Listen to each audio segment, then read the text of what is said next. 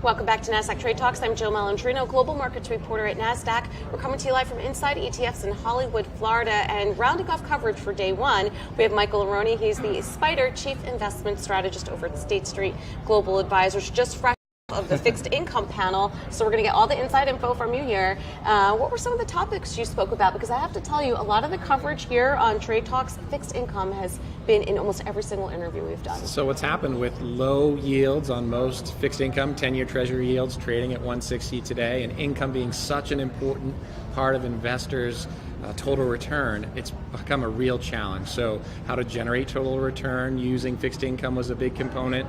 Certainly a lot about fiscal and monetary policy and the growth in ETF markets in terms of the tremendous year we saw in flows into the ETF market. As you probably know, we saw more flows into fixed income than we did equity for the first time kind of in a very long time for the ETF industry.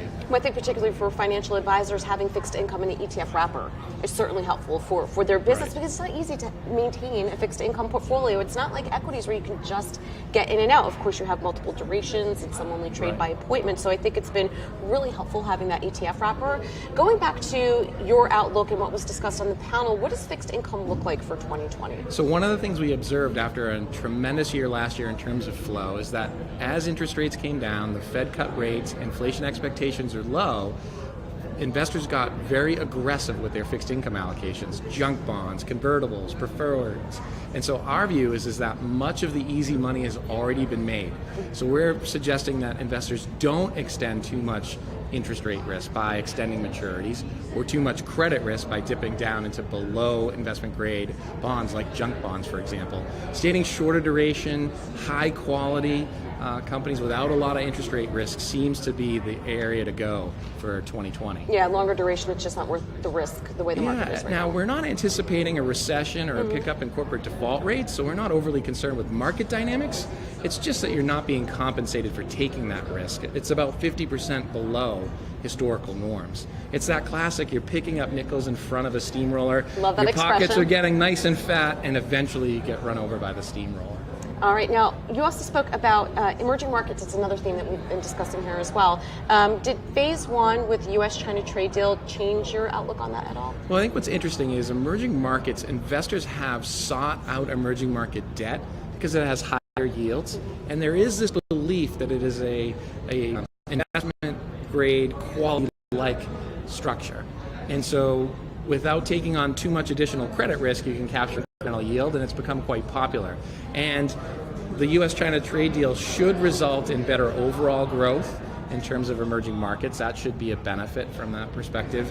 But the challenge, I think, remains that yields are compressed relative to history because so many people have invested in EM to capture yield in a yield-starved environment. So I do think it is helpful for EM allocations, existing EM allocations, to capture incremental yield. I'm not sure I'd be tactically adding there at this point. All right, now, while we're here, we have the SPDR Chief Investment Strategist. We all know the SPYs. What about your equity outlook for 2020? 2019, that was a fabulous return. Getting over 30% could be a challenge in 2020. We have the election coming up, and in January has certainly kicked off to be a volatile month.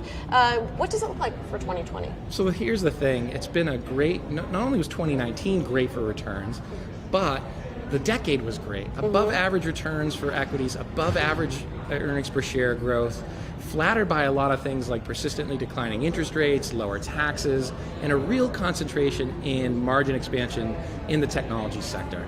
A lot of those tailwinds aren't likely to exist going forward or kind of repeat themselves. So our expectation is returns are likely to moderate. And in a lot of ways, economic growth and corporate profit growth peaked in the first half of 2018. And during environments when those are slowing, you should pivot towards higher quality growth companies. So it is too premature, in our opinion, to get defensive or value oriented. So technology, healthcare, financials, industrials seem like good places to be in this market environment. All right, Michael, thanks so much for joining us at Inside ETFs. And thanks for joining me on Trade Talks. I'm Jill Malandrino, Global Markets Reporter at Nasdaq.